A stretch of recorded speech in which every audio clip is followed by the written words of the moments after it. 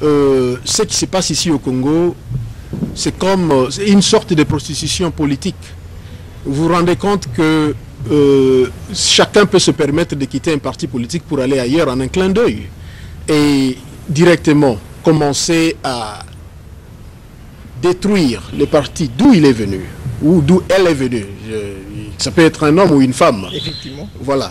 Alors ça, c'est une bassesse.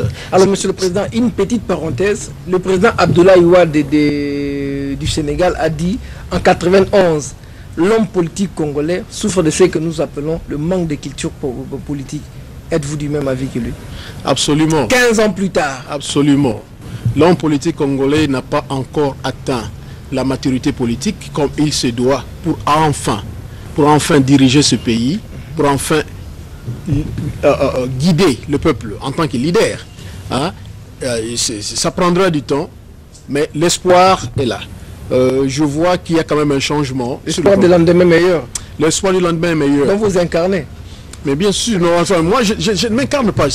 Il faut avoir l'espoir. L'espoir fait vivre. Effectivement. Si nous perdons l'espoir, nous n'irons nulle part. Un concept aussi vieux que le monde. Voilà. Voilà. Donc nous allons y arriver. Il y a beaucoup de travail à faire sur le plan politique. Nos politiciens, quand je dis nos politiciens, c'est-à-dire nous autres, puisque nous venons de nous impliquer dans la lutte, dans le processus politique. Donc nous sommes tous considérés comme politiciens. À laisser les États-Unis d'Amérique, à laisser tout ce que nous avons construit là-bas pendant 23 ans, 20 ans, 30 ans, ce qui rentre ici au Congo. Vos investissements. Nos investissements pour entrer ici au Congo. Vraiment, mes chers amis, il faut avoir l'amour de ce pays.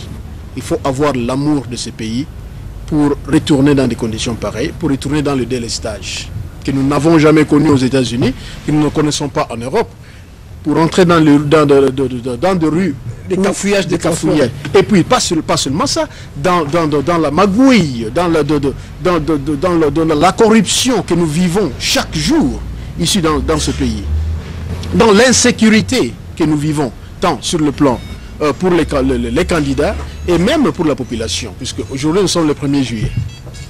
Le 30 juin, date supposée butoir pour la fin de la transition, et aussi le 30 juin, date 46 ans d'indépendance. Commémorant nos 46 années d'indépendance, était hier. Et je l'ai vécu, ça fait longtemps que je n'ai jamais été au Congo à la date du 30 juin, et c'était déplorable.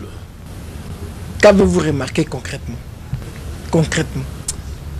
Ayant passé mon temps aux États-Unis, le 4 juillet, la date d'indépendance des États-Unis d'Amérique, c'est un jour de fête. C'est un jour de fête. Une journée de fête où les Américains, le Congolais, peuvent dire, les Américains font ce qu'ils veulent,